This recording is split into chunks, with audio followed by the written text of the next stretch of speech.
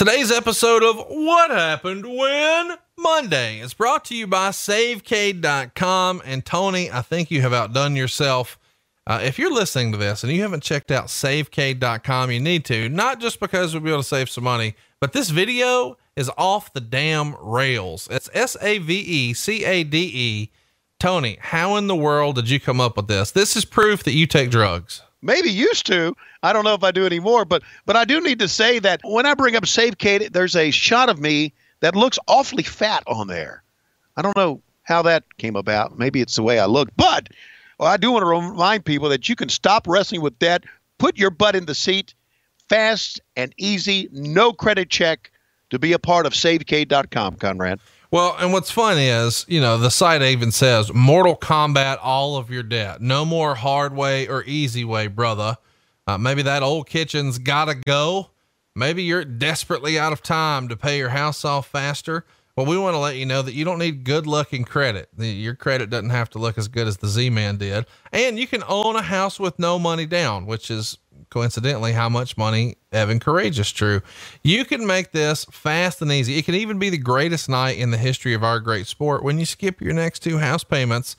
And maybe you could even lower your monthly payments, which probably would have been helpful when WCW was taken over by Bill Watts and he cut your pay, right, Tony? Yes. You can cut years off your loan, consolidate your debt, stop making the minimum payments.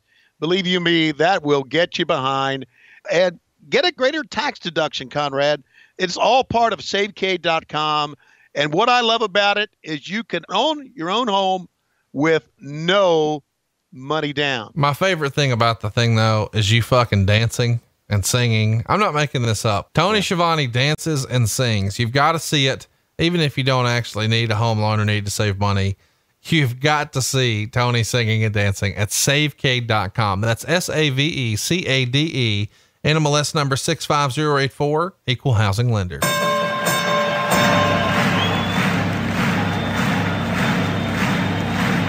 Ladies and gentlemen, welcome to the main event. Welcome to WHW Monday. Tony Schiavone and Conrad Thompson.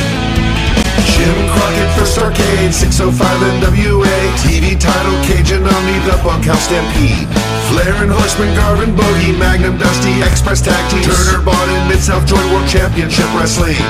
Talking about the great years of World Championship Wrestling, the NWA, and Jim Crockett Promotions. Tony and Friends North they win, look, Schiavone's back again, world title split off, center stage, Bischoff, Disney, Hogan, and Nitro, New World Order, and The Crow, Thunder, Russo, Arquette, Champ, Vinnie, Matt, simulcast. Tony's back with Conrad, not your classic podcast. Watch along, try not to laugh, lowest rules can't pass. This wasn't the initial plan, Tom Zigg's a good-looking man. Klondike Bill, make a tip, Tommy, you come over here. What happened when? WHW Monday. And now, let's go to the ring. And here's your co-host. Hey, it's Conrad Thompson. Hey, it's Conrad Thompson, and you're listening to What Happened When? Monday or Wednesday on the MLW Radio Network. Of course, we said Monday or Wednesday because if you're on Patreon, it's Monday. But if not, here's your show Wednesday with your host, Tony Schiavone. Hey, Conrad. That's Conrad Thornton. Conrad Thompson. Hey, Conrad, just wanted to kind of begin how we ended last time. Yeah. I'll be honest. I sort of blocked that out. So when you just did Thornton again, I'm like, what the fuck is he doing? Now I didn't remember that you forgot my name last week, which is, well, that was for all you listeners on Patreon that I called him Conrad Thornton. I'm sorry. It's the age, and I'm taking Prevagen, and I don't know what the fuck's going on. Let me just tell you, I've heard so much about Prevagen that I feel like I might actually need to look it up. Like, you keep talking about this damn Prevagen. Yeah. I legitimately have no idea what that is. Okay. It comes from jellyfish, and it's for people my... That's all I need to know. It's jellyfish. It's bullshit. I got it. Okay. Yeah. It's for people my age to piss their money away is what it is. It's bullshit. And you can get a bottle of like a 30-day supply, or like for $70. No. And I've been taking it now for like 2 months, and I'm going to stop taking it because I haven't seen anything. So, well, I'm just saying, for $69 a month, you could be a low-key big hog. Over at Patreon, patreon.com/WHW Monday. And by the way, you can vote in our poll. It's live right now and patreon.com/WHW Monday. It's not for a bonus show, but it is what we're going to cover next week here. So we're putting the poll on Patreon this week. You guys go vote right now, and just stay tuned to Twitter. If you don't have Patreon, we don't want you to be left out. We'll tell you what won. What is coming up this week on Patreon, I feel like we should do a cheap plug here, is we just recorded a bonus show that's going to be the Eric Darcy choice. He's one of our low-key big hogs, and he selected King of the Ring 2001. And I'm pretty excited to cover that one with you because it's got one of the most famous matches of all time, something they're still talking about. It's the street fight with Kurt Angle and Shane McMahon. And we've already got this episode in the can, and we had a little surprise. Bruce Pritchard did a run-in. So I guess you could go ahead and respond now. What'd you think of Bruce's run-in there on our King of the Ring bonus episode for Patreon? I think he's a big mouth prick. Yeah. Other than that, he's a talented motherfucker. I got to give him that, man. He really added something to the show to the point to where, if you listen to the bonus show on Patreon, you probably, I was thinking like, well, I'm not needed here tonight. Yeah. I kind of felt bad because I felt like you were, I don't know. I felt like you were kicking the can there for a minute. Yeah. I was intimidated by his presence and by, listen to you. He and you together are like, you know what you're like, don't you? You're like the motherfuckers of podcast. Well, we're the 2-time podcast of the year, but you know what? Me and you are working on some shit. We are. Yeah, we are. And you know what? I think most of all, we're working on shit, and we're having a great time. We really are. And if you're on Patreon, that means you're a patron, like a patron of the arts. You see. Oh, are we going to go so far as to call what we're doing here art? Well, we're going to make it. I think some of the videos that I've put on have been pretty artsy. Oh my God. You know what's funny? I was going to say, maybe I shouldn't say this, but there's no chance he's listening. Bruce doesn't know how to listen to podcasts. Okay. So last week I was hanging out with Bruce. He said, so show me this. He's almost like my dad. Show me this Patron thing you keep talking about. So I showed him the Patron. And so when one of your videos comes up and it's got the little graphics or whatever, he says, now who does all this for you? I said, what do you mean? He's like, these videos. I said, Tony recorded that. No, I know that, but like the graphics, Tony did that. No fucking way. He doesn't know how to do all that. I'm like, yeah, he's not nearly as technology challenged as you. I don't know if you know this, but if you ever look at like Bruce Pritchard's phone, he's got the font size set to grandpa. Yeah. Like everything's at 84. And the response to that from my end would be, Bruce, you and I worked in production at the same time at Titan Sports. I knew production. You obviously didn't. Yeah. Nobody's arguing that. I mean, Bruce is, whenever somebody calls Bruce on it, Bruce just does an American Dream impersonation and everybody laughs and they forget what they were busting his balls about. But we're not forgetting what we're here for, and it's more Jim Crockett promotions. Now, good news, kids. We're not going to have more Jim Crockett promotions next week. I know I got a lot of flack last week. Some of you were fired up that we had a whole month of JCP. But in July, we're going to set it to a poll. So it won't just be me just randomly saying, I think this will be good. Let's give him some Crockett. So go vote in the poll right now, and you can vote off some Jim Crockett promotions and put a little WCW action in there. And stay tuned. We've got more bonus shows coming to you in July. And I've already talked to some of the low-key big hogs that we've got lined up for July. And the rumor and innuendo is that you're going to be calling some more ECW and an old SummerSlam. Now, I could be wrong. They could change their mind. But right now, it looks like an old ECW and a SummerSlam. How about that? Well, that's pretty cool. That means I'll be looking at some WWF or WWE stuff or whatever they call themselves now. And what's most important is I'll be seeing some more, possibly Francine. Yeah, I knew you'd be really excited about the Francine. I think we got to get her on one of the bonus shows. Let's get to it. Fire up your WWE Network and find June 25th, 1988. And this is airing right now, if you're on Patreon, on the 30-year anniversary. We're pretty excited about this one. This is a loaded show on the way to Great American Bash 1988. They're pulling in all the stops for this one. So find it, fire it up now. Pull up the NWA World Championship Wrestling tab and then cruise on over to June of 1988. It's June 25th. And about this time is usually when we get a little help here, Tony. Yes, let's bring her in. She is the star of Patreon, and she's the big L, of course. She's a video star of Patreon. And here comes Lois Schiavone, my bride of 37 years, with her countdown. Take it away, Lois. Dun, dun, dun, dun. Dun, dun, dun, dun. Dun, dun, dun, dun, dun, dun, dun. Hit play. We open up with one of the Wayne Daniel effects and the Great American Bash. Woo-hoo-hoo-hoo-hoo. The Great American Bash. This was Tony Schiavone doing a little, and I ad-libbed the whole thing, which just goes to show that I could ad-lib back then. Obviously can now. Ad-libbing it. We're putting Lex Luger over, heading to, of course, to the Great American Bash. Heading to the Great American Bash, I think we've already done a podcast for. Is that right? Yeah, we have done Great American Bash 88. It is in the archives. Check it out now at whwmonday.com. And of course, we're portraying Lex Luger as this guy that's going to win the NWA World Heavyweight title from the Nature Boy Ric Flair. And of course, he didn't. And if you go back and you think about this, and I'm thinking about it now, and I've seen it before, that we did a great job of portraying Lex as maybe the next world champion, and he didn't get it, and maybe we were wrong. And here's what I think is interesting. There is Ric Flair beating up my buddy Ricky Santana. I saw Ricky Santana recently at an MLW taping down in Orlando, and Ricky looks old as shit.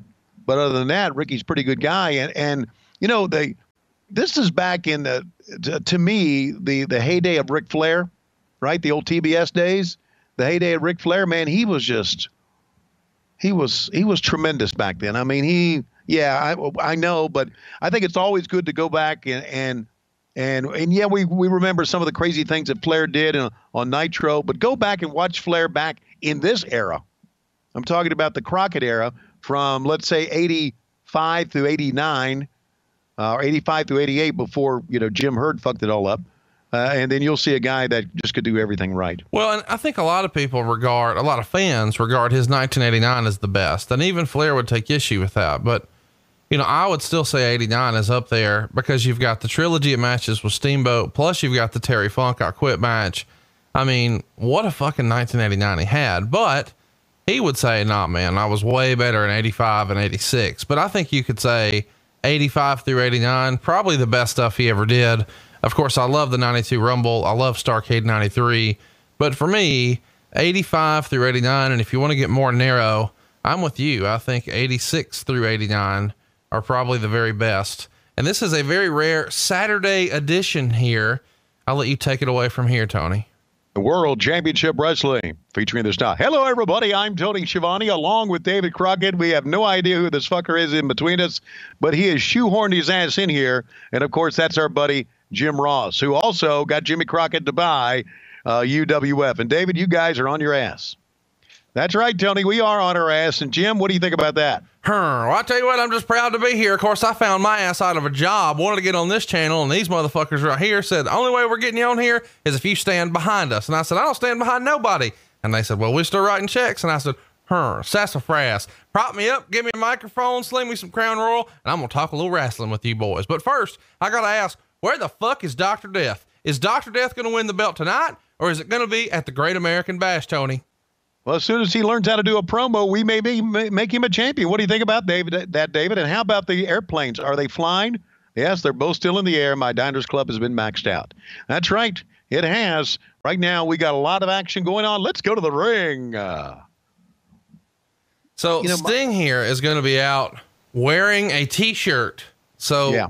This is not like Ric Flair wearing a t-shirt on the last Nitro. This is strictly for promotions. He's wearing a Great American Bash t-shirt. I can't tell you how weird this looks. Well, we're going to see later on in the program, he's not the only one wearing it. Kevin Sullivan's going to be wearing one as well. So they back then, the Crockett family had an inkling of how to do marketing promotions, but they really didn't have anybody that could do it for them. They didn't turn to anybody that could do it. They had Francis Crockett in charge of their merchandise. They really needed somebody who was really into marketing, and this was one of their real downfalls here by doing that. But man, Sting looks pretty jacked here, don't you think? No, and he's going to do a pretty hilarious promo afterwards. Yeah, just talking about how jacked he is. But you got to remember too, and I think this sort of gets lost in translation when we watch these old shows. Sting has only been a made man here for 3 months because Sting went 45 minutes. Well, we're calling it 45 minutes to a time limit draw, and was made in one night at the very first Clash of the Champions against Ric Flair. That was in March. So here we are just 90 days later, and he's a featured guy. And of course we all know Sting as a top guy, but here, this top guy mantra, only 90 days old. Yeah, he's pretty much, if you were to say, as far as superstardom is concerned, kind of a rookie here, but he still had the Stinger splash.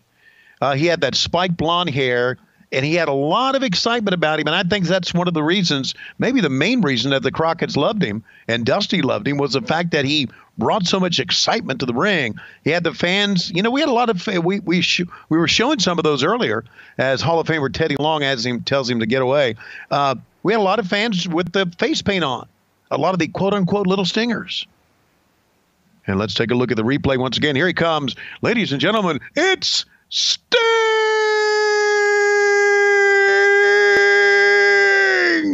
with a splash. That's my World Cup call of Sting. You know, like, goal, Sting with a Stinger splash. And Sting is your winner. Also note that we're going to be going to David Crockett. And David, Sting, look over here. No, look over there. David, there they are, the little Stingers. Woohoo! Woohoo! How? And you know what? He's gonna go crazy here. Sting's gonna go crazy. Ow! Ow! You know, David. Ow! One of these days, I'm gonna paint my face black and white, and they're gonna fuck me over not once but twice, becoming the world heavyweight champion. And then I'm gonna go from there. I'm gonna go there to wrestling Jeff Hardy, who's gonna be so fucked up he won't remember wrestling me. What the fuck has my career become? I'm just going to have to tell my wife that I cheated on her years ago, and I'm going to find Christ, and then I'm going to pick everybody up by the nape of their neck. I'm going to show the Great American Bash shirt that I got right here. You know what's under this shirt, don't you, David? It's my dick. That's exactly right. Woo! Yes, sir, baby, because I am Sting, and I'm the first version of Sting that you guys have fucked over. And I know that before my career comes to an end, I'm going to get fucked over more than once. Because why? Because you guys think Lex Luger's got it, right? Lex Luger is a jacked up piece of shit. Take a look at this shirt. I'm going to show it to you one more time. And you know why I'm doing this, David? Because I have no idea how to end this interview. So I'll just show one of my guns right here, baby. Woo! Have I got some guns here now? Take a look at that little guy. And I want to let you know that as far as the Great American Bash is concerned, who am I wrestling? Nikita Koloff. Woo! He's my partner. David was not a happy camper here, Conrad. He was not happy because of the financial state of the company, or That's one. Okay. Well, why else wasn't he happy? Because he was pulled off play-by-play with me. Oh, and Jim Ross got it? It was me. Jim and I did the commentary, and David was still there, but he did all the interviews. And you can just tell, and I know David I've known David for a long, long time. I could just tell that David, just the way he looked when he pitched to the ring or pitched to the break, that he was not the same David Crockett that had that fire in his eyes, that was excited about what he was seeing and what he was a part of. And now we're taking a look at Ivan Koloff and the Russian assassin, of course, which is the Angel of Death, right? Dave Shelton. The Russian assassin. Sell me on this. When I watch this, I think, yeah, this is fucking stupid. Well, it is. And it's because they had a good thing with Ivan and Nikita. And then when they turned Nikita babyface after Magnum went down, they realized that, well, let's try to rekindle that good thing that we had with Ivan and Nikita and bring in here David Shelton. But he obviously didn't look Russian. And he'd already been on TV a couple of places. So they put a mask on him. But you can't deny how big he is. I mean, he's a big motherfucker. Big motherfucker. Cameraman you saw on the left is Ricky Bobo Lassiter, who I think had still been working that last check for TNA. Boy, he'd be one of the last of the Mohicans, would he not? Yes, I guess he would. But look at the arms on. Look how big he is. Holy shit, man. Oh my gosh. This is fucking awful, dude. Listen, What? I love watching some old Crockett stuff, but this match right here, my God. Look, hey, well, Conrad, all the matches are shit. Yeah, but I'm just saying, like, the mulleted jobbers, the awful fucking Russian assassins. Right. Teddy Long's in there with the solo. Well, and look, the guy didn't want to go up, but he go up now. Paul Jones down at the ringside. He has gotten rid of the Hitler gimmick now, and he's still got his riding crop. And Ivan Koloff, boy, man, just driving. Ooh, Lord of mercy. Ivan was a pro's pro, man. I don't know anybody, and I know you've talked to a lot of wrestlers as well. And Ivan, of course, passed away years ago. I don't know anybody that had a bad thing to say about Ivan Koloff. No, great guy, universally liked. You know, I mean, there's a lot of guys who had a lot of heat for a lot of reasons. Ivan Koloff was not one of those guys. Just a prince of a guy, and I always thought he and Baron von Raschke were such contrasts of what their characters were, you know, because they were these super heels from another country. One, a kind of a Baron von Raschke Nazi guy, one from the Soviet Union, but they were just sweethearts of guys. So you're not into this, right? You're not into this Russian shit right here. No, I think it's awful. Okay. Well, we're going to show the replay again and show you how strong this Russian assassin is. And this, it may be called the Cobra Clutch, but I think it was called the Russian. Oh God, I forget what we call it. It's not even applied, dude. Yeah. It's the Russian clamp or something like that. And so we're going to go down to David Crockett at 3, 2, 1. Go down to David. Thank you very much. Oh no! First of all, the price for freedom, the Great American Bash, 1988. That's a coming cool to graphic, Baltimore. by the way. Cool graphic. You like that graphic? Yeah, I mean, you know, for 1988, that's pretty good. And this is a great promo, actually. I mean, you guys did a good job selling this. Yeah. Ric Flair against Lex Luger for the World Heavyweight title. The American Dream, Dusty Rhodes, Barry Windham, United States Heavyweight Championship, and the Tower of Doom. One of the shittiest conceptions ever in pro wrestling. And, of course, there's going to be Jim Cornette and the Midnight Express. We'll just show him whipping somebody to get some heat on him as well. That's all coming up. Pay-per-view Sunday, July 10th. We're going to piss off the people in Baltimore like never before as Sting and the Russian Nightmare Nikita Koloff take on the Horseman, Dusty Rhodes. It's called the Price for Freedom. We know it as the price for the airplanes. And now let's go to David Crockett, who's talking to Paul Jones and Ivan Koloff. And Paul, this big guy, did he play soccer for Russia in the World Cup now? No, he didn't play soccer, you stupid son of a bitch. And let me say something about all those soccer pussies out there, okay? Ronaldo. He's a pussy from Portugal. Every time you hit a soccer player, they drop and roll about 30 yards down the slope like they're hurt. They're pussies is what they are. They're not men like pro wrestlers. The guy to my right, well, he's not really Russian, but we tried to make him a Russian to give Ivan somebody to work with. He's big, he's tall, but one thing he's not is a soccer player. And I want to say this on behalf of all of us at World Championship Wrestling, Ivan Koloff, here the Russian assassin, you, David Crockett, even Ric Flair, even Conrad Thompson, even that big mouth Tony Schiavone that thinks he's funny talking over me, fuck the World Cup. That's right, fuck soccer. Fuck it. It's a pussy sport. Go ahead, Ronaldo. See what happens when somebody kicks you in the shin. You won't be able to sell because you'll be on the mat crying like a baby. You don't have ridges in your forehead like Ivan Koloff does here, right, Ivan? Well, let me say that I was actually for Ukraine to win the World Cup. But then when Ukraine didn't win it, I thought maybe Russia, or how about Uzbekistan, or one of those countries that succeeded from the Soviet Union. It pissed me off, and it pisses off this big guy. Can we see his traps now? Would you take a look at the traps on this big motherfucker? Ooh, yes, sir, he's big. Big neck. And as you notice, he keeps looking at himself in the monitor. I wish we had that monitor up. But I also like to say I agree with Paul Jones that soccer players are asshole athletes. Their fans are assholes. And if I'm really offending somebody now, fuck you. That's right. Fuck you, because I'm from the Soviet Union that used to be a gay country, and now it's Russia and a bunch of other satellites, including Lithuania. Can anybody pronounce Lithuania without looking at the word?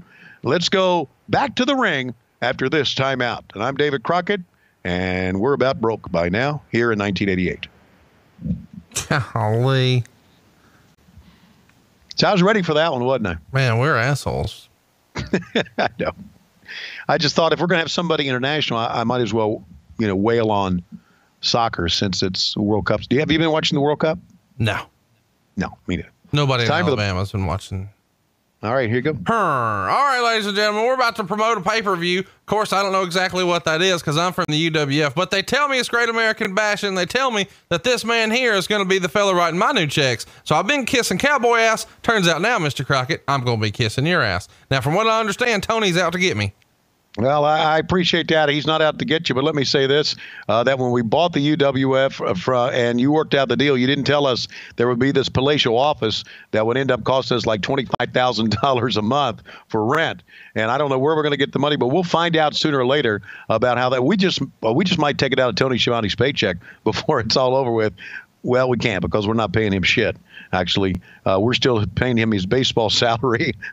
How funny is that? We're paying him his baseball salary from 1982, and here it is 1988. And he thinks, well, I get him $100 each a week for doing this show, that he's a millionaire. Well, I don't know, right? Well, I'll tell you what, you could pay him in beef jerky. Speaking of beef jerky, here's Jim Cornette. Yeah, well, let me say something, Jimmy. Would you hold on to my Coca-Cola? That is my urine test from earlier today that you had asked for. I want to talk about me being in the ring. Now, as everybody knows, I'm not good about being in the ring, and actually, I'm not any good unless Bruce Pritchard's doing my voice here. But let me say this, that I do love you. I just do not want to fly on those fucking airplanes anymore. I'm scared to death. I do not want to fly on the Gulfstream. I do not want to fly on the Falcon. I don't want to fly. As a matter of fact, if you don't mind, let me have my own rental car, and I'll just drive to all the towns like we did back in the old territory for Bill Watts. You know how we used to travel back then? We used to have to travel like 400 miles a day. I'm getting out of here and checking on the airplanes. Wait a minute. I said I don't want to be in the airplanes, damn it. Damn it. I do not want to drive. I want to drive everywhere. I am scared to death of flying. Scared to death of flying, the motherfucker. I hope you go out of business. And when you go out of business, I may open up my own territory in Tennessee, and I may go to the WWF, and I may work with Vince Russo. How about that? Fuck you, fuck Vince Russo, and fuck all the airplanes, because Jim Cornette is here to stay, and could be, at times, a miserable motherfucker. How about that, JR? How about that? Look at me. Let me tell you, that is one of Jim Cornette's best promos ever, because right there he said, in order to win a match in wrestling, you've got to be full of guts, full of courage, and full of intestinal fortitude. And if these people out here know anything, it's that Jim Cornette is full of it. He was tremendous, wasn't he? Go ahead. What's Magnum saying here? Magnum's saying that he's talking about the Norfolk Scope, and he's talking about the fact that I had a long talk with Tony Schiavone about how to handle himself on the road and not to get drunk and not to pal around with the horsemen. And I told him, Tony, that you're going to be something in this business. How wrong I was. But I said, you just need to really take care of your business. Don't go to the bars. Go back to your room. Respect yourself. Don't go out with Tully Blanchard, and don't go out with Arn Anderson. All right, ladies and gentlemen, we've got the heads up on who not to go out with, but it looks like we're going out with a bang because we got a Brad Armstrong, Kendall Windham, and Tim Horner match. Boy, we got them hanging from the rafters. I can't believe UWF's out of business. We acquired them, and this is still what we're putting on TV. We got a couple of guys in the ring who look like the Ding Dongs, not the wrestlers named the Ding Dongs, actual Ding Dongs. Now, of course, these aren't Tony Schiavone Ding Dongs because we don't have HD yet, and we couldn't quite make that out. Tony, take it away. Thank you very much. This is the Cruel Connection, Jim, and Gary Royal is one of these Cruel Connections. These are also the guys, if you'll recall, I think, if I'm right here, JR, and if I'm right here, Conrad, these are the same guys that dressed up and lost the match to the Mulkey brothers, if you'll remember that great angle. Yeah, you love the Mulkey brother thing. Don't lie. Oh, I did. It's, you know what? It's something people still talk about. They do.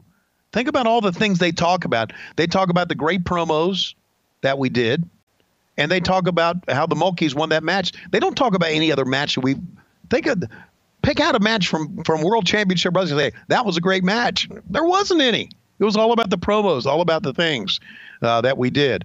But I do know that Tim Horner here and Brad Armstrong were called the Lightning Express. One from Marietta, one from Tennessee. The Lightning Express. By the way, the Great American Bash coming your way Sunday, July 10th on pay-per-view only. Yes, sir, man. Kendall Windham, man, was rail skinny here. Dude, Brad Armstrong. Kendall Windham in this era. I know we just talked about him last week. This never gets old to me to see Kendall Windham here. And why is that? Because it gives you something to talk about? No, it's just, I don't know. It's almost like he's trying to play Barry Windham. He's clearly not, and he knows what he's doing. He's a competent wrestler, but it's just like the miniature version. I mean, I feel like I need a picture, like I need a promo picture of him and Barry Windham. And it's like, never talk to me or my son again. Well, that goes on. I think that goes on Dusty and goes on the promoters. Either they wanted him to really look like Barry and be Barry's brother. They thought maybe down the road they would have a tag team, or they should have said, we're going to give you your own look. Kendall Windham or Sam Houston? What? I'm asking. Sam Houston. Okay. Yeah, absolutely. Brad Armstrong or Bullet Bob? Well, to me, it's Brad. Tim Horner or the fan in the front row? Tim, I'm not going to say anything bad about Tim Horner. No, I'm just busting balls. Tim and I still stay in contact, actually. Why? Is he a groundskeeper in Charlotte? What's the deal? No. He's in Tennessee. He's got a daughter who went to college in North Carolina, and I get her tickets to see the Charlotte baseball team sometime. See, I nailed it. Charlotte baseball team, nailed it. I got to tell you, I'm not familiar with Tim Horner, but I do know that there's other people who have podcasts who just bury the ever loving fuck out of him. They do? Yeah. Specifically your boy, Mr. Cornette. Jim Cornette. Well, Jim Cornette came up with one of the funniest lines ever that Tim Horner does an interview like a guilty man, trying to explain why he didn't do it. Well, allegedly, sometime last year, Jim Cornette made the allegation that Horner is a thief. Stole like $8,000 worth of shit from him. Wow. So that's why I was comfortable just making fun of him. Okay, I understand that, but that's quite an accusation. Did he put that on the podcast? Yeah. In fairness, I'm 100% behind Cornette. I mean, why would Cornette lie? I don't know. That's what I'm saying. Like, I know you like Horner and you don't want to get in the middle, but I mean, who's known? Maybe Cornette's been mistaken before, but nobody's ever said Cornette's a fucking liar. Well, yeah, okay, and he worked with Tim Horner in Smoky Mountain, right? That's right. So yes, sir. So he knows, and of course he was running the company, so he probably knows a lot more about Tim than I do. I just know, hello Tim, how you doing? Good to see you. And Tim and I have talked in the last 3 years, maybe 3 times on the phone. No, and here's the deal. He's probably a fine wrestler. I just, never watched Smoky Mountain. Think that some of this stuff, specifically the matches he's in, aren't really my flavor. I got you. And I don't want to be robbed. So take a look at this. Take a look at this Slow-Mo the Bulldog. Oh my God. They missed a great opportunity for a team name here. Cause one motherfucker stole $8,000 and the other motherfucker legitimately drew $8,000, like by hand. Hold on. Here it is, my favorite part. God, it is our Spam Slam, brought to you by the Meat in the Can, one of Tony Schiavone's favorite. And let's take a look at Tommy Rogers of the Fantastics. He's going to pick up this hairy-looking guy, and he's going to power him over. Yes, he powered over a homeless man, and it is our Spam Slam. Regardless if you get Spam in the can or Spam Light, eat Spam. If not, rub it in your crotch. It really is better than Vaseline for you fat guys.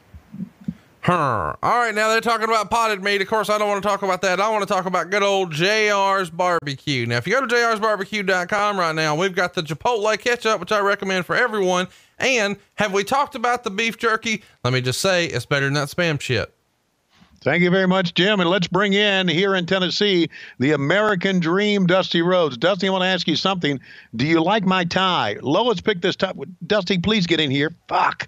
I'm wasting time. There he goes. You like this tie? This tie was picked out by Lois, and she's, of course, dressed as me. You want me to do Dusty, too? You have to. Okay, I have to. Well, Schiavone, let me say this. Schiavone, I don't want to talk about your tie. I don't want to talk about Lois Schiavone, but I can tell you this story. Back on Christmas Eve, probably in 1992, I went to the Schiavone house on Christmas Eve to a party. It was just me, and it was my beautiful bride, Michelle, and it was Cowboy Bill Watts and wife number 10 of 42. And we had I'm kind of embarrassed to say it, but we had this beer chugging contest in the Schiavone household that Christmas Eve. And Lois Schiavone out-chugged the American dream with beer. She did it not once, she did it twice. She out-chugged the American dream. And I said, nobody can do that. Nobody can do that, you bitch. Why don't you take a little pinch of skull between your cheek and gum and then chug a beer like I do? Well, she wouldn't do that. But as the story goes, when her daughter, Laurie, who was in the 3rd grade, went back after the Christmas vacation, and her teacher said, "What happened to you during Christmas vacation?" She said, "My mom out-chugged Dusty Rhodes in a beer chugging contest." And that has become one of the most famous stories in the Schiavone family, because I may have been out-chugged by this broad. Let me take my hat off here. I may have been out-chugged by this broad, but I don't think she can do it now. I don't think she can out-chug her son Tim now, even though she was a great beer chugger back in the day. So I never went back to the Schiavone house after that. Bill Watts never went back to the Schiavone house after that because he got fired. Eric Bischoff went to the Schiavone house. He dared Lois to have him at a beer chugging contest, and apparently they got into some fricas. That's right, a fricas. I'm using the word fricas. Woohoo! The rednecks are cheering for that. And I want to say this. She may be, baby, at one time, the beer chugging champion of the world. But I want to tell you that she can bite my fat ass. All right. What are we doing right now? I don't know, but that's a true story. Let's run through this. Okay. Now we've got Putski and an enhancement. What the fuck are y'all doing? It's no wonder y'all went out of business. Well, okay. This was this whole match and the interview afterwards was to promote us going to Houston, Texas. I don't know why. Ivan, I guess, lived down in Texas at that time, and Scott, according to Jim in this commentary, was a fullback for TCU, and he wrestled and played football at the same time. Okay, did you? Now, I'm going to be honest with you. This is the first and last time I ever saw that I can remember Scott Putski. Well, he showed up. He showed up in the WWF like 10 years later. Okay, he was there for a can of Spam. Okay. Would that be light or regular? Well, look at him, clearly light. Right. And he's out here almost like a Caucasian Jimmy Snuka. I mean, I don't know that he's killing chicks here, but I mean, that's what he looks like. Hey, by the way, we never talked about that. What did you ever hear about that time Jimmy Snuka killed his girlfriend? What? Jimmy Snuka murdered his girlfriend. Okay. You didn't hear about it? You didn't hear about that? No, I never did hear about it. Yeah. Well, they finally brought him up on charges again. Right at the end of his life, and he passed away before they could throw him in jail. Wow. Okay. Yeah, I had heard something about that he apparently had admitted to it. No, or told somebody a story about it. Yeah, his story changed 19 different times, but I mean, they had him dead to rights probably. But well, imagine a wrestler's story changing 19 different times. Huh, that never happened. So Scott Putski, though, the only thing he ever killed was his own wrestling career. Apparently so. And maybe Missy Hyatt, because I hear once upon a time. Roll Tide. Oh. I mean, okay. that could just be rumor and innuendo. I also heard that you had a good personality. Not everything you hear is true. Hey, by the way, you're Italian. I feel like I should mention this. Have you heard the reviews of Gotti? No, I've not. John Travolta, of course, plays John Gotti in the new movie Gotti. It famously got 0% on Rotten Tomatoes from the critics. Really? I didn't believe it because it's a mob movie. So I'm like, screw that. I'm seeing it. It's a mob movie. Right. So you think just because I'm Italian that I automatically like anything about the mob? You're going to tell me you wouldn't go see Gotti? No, I wouldn't go see it. I really wouldn't. Well, but when it's on TV or Netflix or something, you would watch Gotti. No, I would watch if it would be Gotti meets the Avengers. Or Gotti and Spider-Man or something like that. I'm going to fucking hang up on you right now. Okay. or Star Wars Episode 10, John Gotti fucks Yoda in the ass or something like that. I don't know. What are you? I was freestyling some names of some possible movies. Let me just with John Gotti. Just pitch this. If there ever is a Star Wars where John Gotti Fuck Shota in the ass. I'm watching that one. You fucking ass you did. Teflon Don, you were not. See, you've seen more Star Wars than you're letting on there, big guy. I just know to talk like an asshole and you got it. Look at this dude hanging from the rafters and still missed. I can't believe this passed for television, man. You guys are trying to promote a pay-per-view and you've got right now, Teddy Long just says, get out of the fucking ring, get out of the fucking business. Crockett says, get your bag. Don't go through the back. Just get out. Nope. Here he is. All right. I'm going to show my muscles here. And let's, Scott, we are really going down the shitter. Thanks for being here. Thank you, Mr. Crockett, for having me. You know, Ivan Putski's my dad. My name is Scott Putski. Jim Ross said I'm a fullback for TCU, but in reality, I'm like on the scout team, so I don't play that much. But I am really excited about coming to Houston, Texas, because my dad lives down in Austin and has this gym. And as you can see, I've been training. And also, I'd like to say hello to the guy, Scott. First of all, do you know, are you going to be able to fly on the Gulfstream or the Falcon? Well, I'll fly wherever they want me. As you probably know, there's been a lot of people flying on those airplanes that didn't need to fly on those airplanes. But I will fly on whatever airplane they ask me to fly on. And I also like to say that being on the scout team at TCU, just a little bit better in the paycheck that I'm going to draw here. Well, Scott, congratulations. Look forward to seeing you. Now, go fuck yourself. And we're coming right back with more World Championship Wrestling.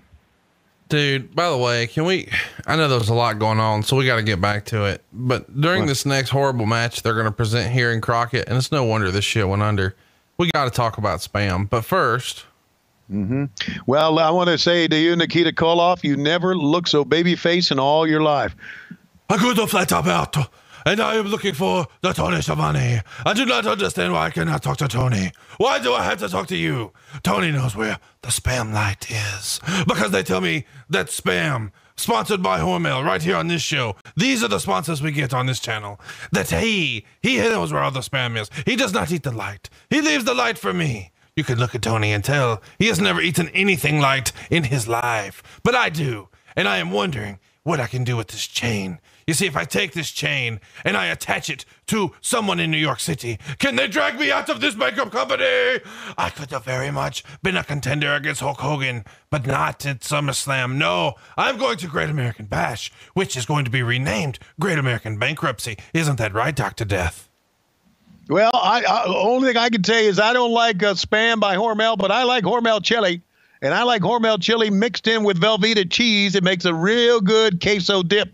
And I also like to say that this Great American Bash pay-per review is coming up, and we're going to have a great time. Now, my buddy Jim Ross is going to drive me to every town because, as you know, working for Bill Watts, we drove everywhere, and that's the only way we really know how to get around.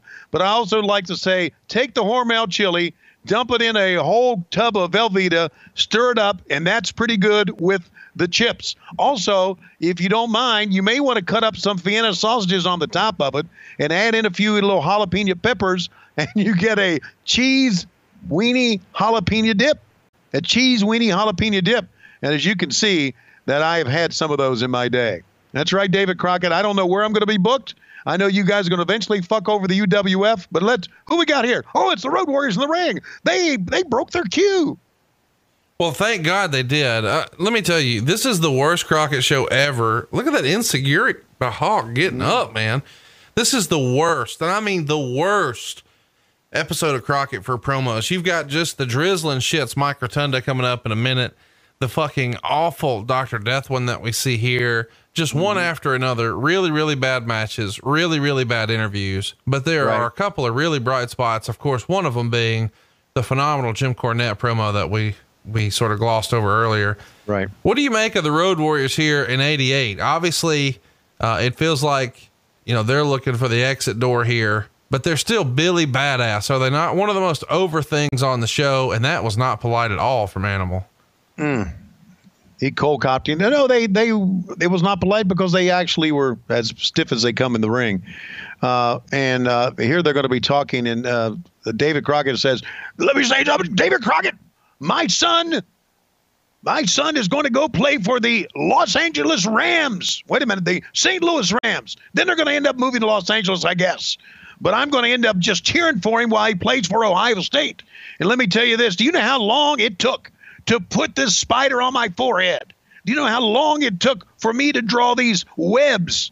And I have Marvel now saying they want to sue my ass for some sort of copyright infringement of Spider-Man. Spider-Man is a skinny geek compared to me. Take a look at me, Joe Laurinaitis. I'm a big, powerful motherfucker. And let me tell you something, Stan Lee. Let me tell you something, Marvel. If I want to paint on my head a spider, I'll do it. Take it away, brother. Well, you should have asked your brother for a job. You see, we're out here for the bankrupt company promoting the great American bankruptcy. And there's a goof here on a fucking skateboard. And if we can kiss enough ass, we too can live forever under Uncle Hunter's watch. That's right. Oh, yeah. We've got to kiss ass to get to New York and get out of here so the fucking check's clear. I've got fillings in my teeth that haven't been changed in years. I've got to get that dental plan. I've got to go to New York. But first, I've got to get through the great American bankruptcy. The most over thing animal ever did is Ejac, an NFL superstar. Hear all about it every week on the What a Rush podcast. No, that's not what he said, but Animal didn't say much of shit. But he does every week with Joe Roderick on the What a Rush podcast. And you can hear him talk all about the war games at StarCast. What's that? Fuck if I know. I just know I'm looking for a payday, and there's not many more here. And let me tell you, David Crockett, I go where they go, except they're not going to end up going to NXT, but I will be here, and I will make as much as I can out of this wrestling business, much more money probably in NXT than I ever made here. And I'm more than just a manager on camera. I'm their real manager. I book all of their travel. Did you know that? These two goofs with the big muscles can't even book their own travel. They have me do it. Paul Ellering. You know, one time I was a pretty big wrestling star till I blew out my pec. And we will be back with more World Championship Wrestling. Tony. Yeah. Somebody just slid my DMs and said, hey, I think I'm up to be a low-key big hog in 2 months, and I'm making you and Tony watch the Sunny porn. God, please don't. Okay. Shatoata. 4 horsemen down. Shatoata. What is, I feel like he's showing us how JJ swings, right? The Minnow Bucket. This is the Minnow Bucket. You have not seen the catcher's mitt. I have seen the catcher's mitt. Hey, I want to say something about that. It's a few minutes back, but the Dr. Death interview that we saw. Yeah. Go back and listen to that. And I think I stumbled through it, but he called pay-per-views pay for review. Well, the other thing, I mean, he's just stopping and starting all the time. He's right. Like, it's time to go to the chalkboard. It's time to go to the chalk time, which is what every great athlete would want. And I'm challenging for the world TV title, and I've held belts and I've retired belts, and Mike Rotundo, Syracuse University, live from Oklahoma. I know everything about wrestling, forwards and backwards. And I'm like, fuck, not about promos, dude. RIP, love you to death, but you need a JR out there doing your heavy lifting. He could sell you better than you ever could. Well, yeah, that's true. And you know that I liked Steve. I always just wanted to just hug Dr. Death, Steve Williams. I don't know why. Just give him a big hug. Well, probably so he wouldn't murder you. Yeah. But that's not his fault. He had a great presence, and they should have worked with him more in doing these promos. Wait, hang on. It's not his fault that he wasn't a good promo. Whose fault was it? No, it was their fault that they put him in a position to do promos.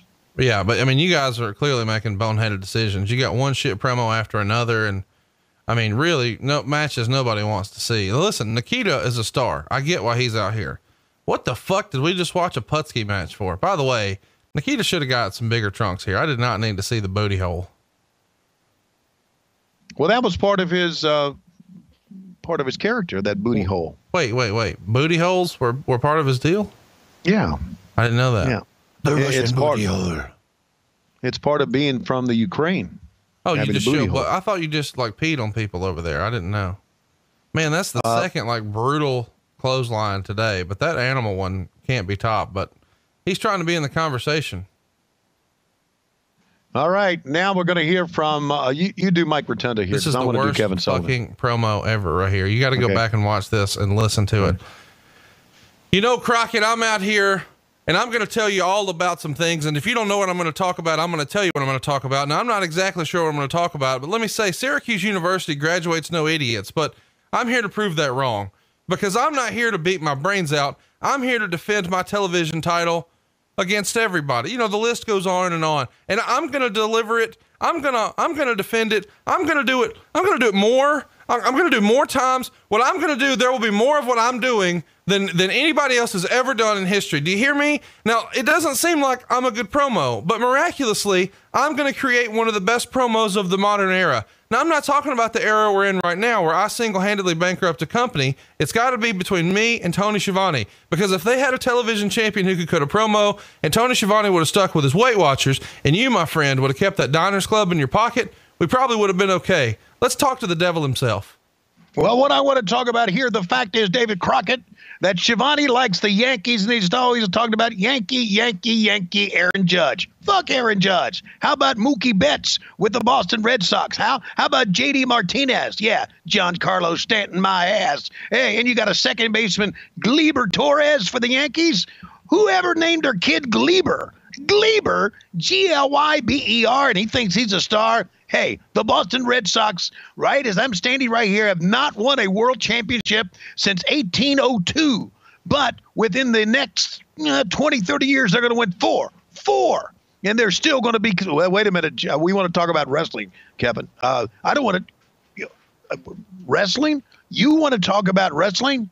Okay, let's talk about wrestling. Here's what I want to say about wrestling. I'm going to come out of the nursing home, and I'm going to be a part of MLW Battle Riot on July 19th in New York City. That's right. They said, Kevin, will you come to Battle Riot? And I said, the only way I'll come to Battle Riot is if you'll give me a chair to stand on so I can see above the other wrestlers. Because as you know, I'm 2'1". The fact is, I want to leave this by saying New York Yankees can kiss my Boston Red Sox ass. They think they're the greatest thing ever, but the Boston Red Sox have had the Yankees number for the last decade. And one more thing. Fuck that Aaron Judge. Mookie Betts is the man. And what about Jackie Bradley Jr.?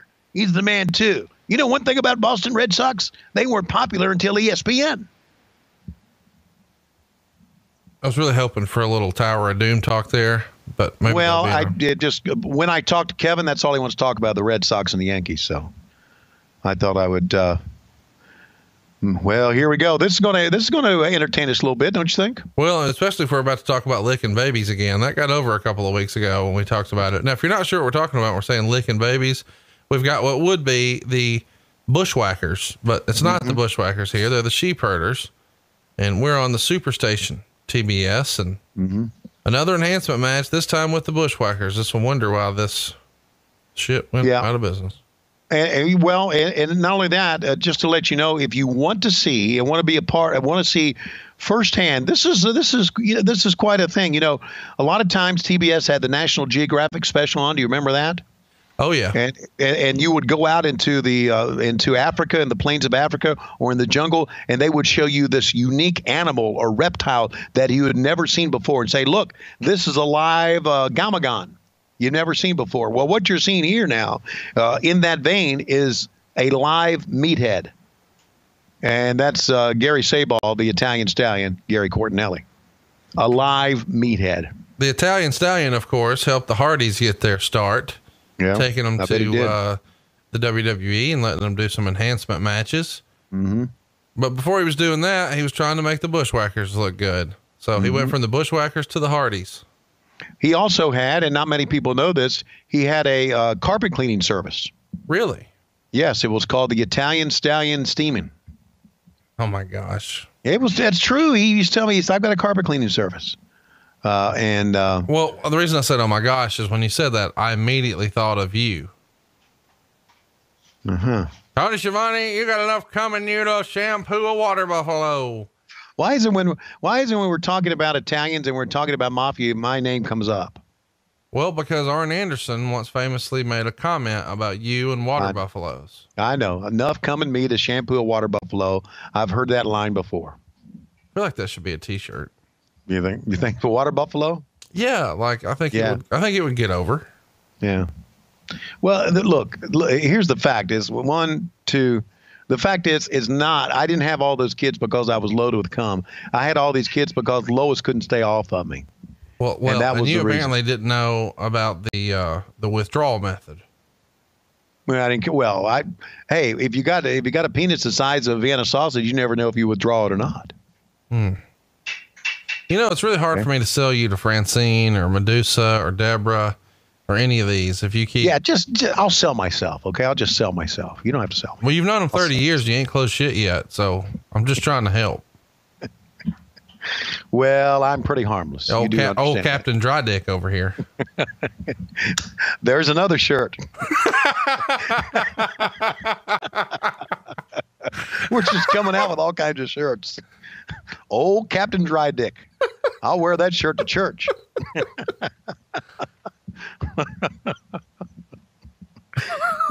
What's wrong with us? Well, I don't know, but I know I'm having a good time. Speaking of having a good time, the sheep herders are going to go from cutting their foreheads to licking children, which still just fascinates me. I know we talked about that a couple of weeks ago, but yeah. I mean, don't you feel like if you've licked that many kids, you should have to register when you move? And maybe they had to. So we're going to go, I just. Yay! David Crockett. Oh, whoa. I've not seen a paycheck since I've been here. We got a little bit of a paycheck for the first Crockett Cup tournament in New Orleans at the Superdome, but we haven't seen a paycheck since.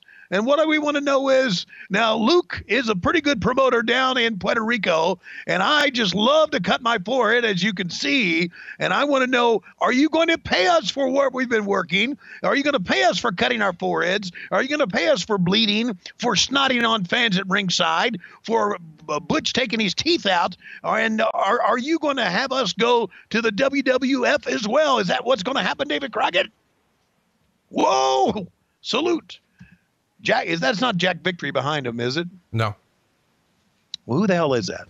I feel like you forget this. We talk about this every week. We do? Okay. Yeah. Okay. Do you want to take a guess? I want you to just call him who he is. I want you to name. Let's rename him. Okay. That is Butthole Boy. It's Rip Morgan. Rip Morgan. Of course, I knew that. I just hadn't taken any Prevagen today. I'm so tired of this Prevagen. We got to get them as a sponsor if you're going to keep mentioning them. It ain't working. I don't think we should. All right. Schiavone hasn't taken his Prevagen, and we're back. I don't even know what's going on anymore. This is where we are, ladies and gentlemen. What happened when? Yes, we're having a grand old time. And now we're going to close the show with a great tag team match. Tully Black, well, Jesus, criminy Christ. Let's get a guy as skinny and as white as we can to face here the World Tag Team Champions. And for you people listening to our podcast right now, please listen to this commentary. Don't turn up the sound and listen to JJ hype the Great American Bash with me and Jim Ross, because that'll put you to sleep. It's that bad? Oh. I mean, he talked about all the matches. He talked about all the different towns. He talked, you know what he talked like? He talked like a dusty office stooge is what he was talking like there. And that's kind of like what he was. So don't listen to it. I mean, it's, You consider J.J. Dillon a stooge? No, I was just trying to be funny. Oh, okay. No, I was just wanting to make sure. It's fine. JJ's my friend. Okay. Just trying to be funny. JJ's always been my friend. You don't have to defend it. We were just joking. This is the same show where you said that your penis is the size of a button. Well, you know what they say? They say, you rip on yourself first and you get away with anything. Oh, no, I know that, which is why I always say I'm just a fan and I'm a big old fat guy, and then I shit on everybody. Look at Arn Anderson. This is Arn Anderson prior to him losing all his hair up top, before before his crown of his head looked like a flesh-colored yarmulke. Flesh-colored yarmulke. Well, it did. I mean, that's how he looked. I mean, he had I think I've told the story. He had an action figure made of him, and I grabbed the action figure. I said, Arn, you got a flesh-colored yarmulke on top of your head. He said, funny, fat ass. Something like that. Let me, I don't know that I've told you this, but years ago, I had a really good friend of mine who started losing his hair in his like mid 20s. Yeah. And he very quickly had the whole horseshoe thing going. So we renamed him and we nicknamed him Double A because he had Arn Anderson's hair. Yeah. Well, and he was, he was 25. And that's what we've learned about Arn Anderson here. Arn Anderson, as he's in the ring or here wrestling, you know, he looks like an older fellow. He's 17 years old. Right. But now it's not an Arn Anderson hair. It's Arn Anderson scalp. If you've seen Arn lately. Well, I'm not trying to look at another man's head like that. Come on. Well, sometimes you just can't help but look at it when you just glance toward the. Just look at it. Would you look at it? Would you look at that? Would you just look at it? Tully Blanchard, here comes the slingshot suplex, and they're going to slingshot all the way to New York with this one. Yes, sir. One of my favorite finishing maneuvers, worth mentioning, the referee and the guy making the cover, Mr. Tully Blanchard himself, both going to be at StarCast. Arn Anderson, not so much.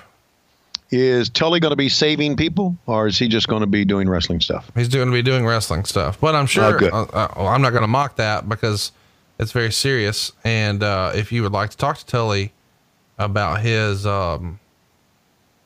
beliefs, I'm sure he'd be happy to help you out. So I guess that's time for the Four Horsemen. Unfortunately, we're just going to have the Nature Boy Ric Flair. Go ahead. Yes, sir. You got a big wedding to pay for. Is that right? Coming up, the Nature Boy Ric Flair.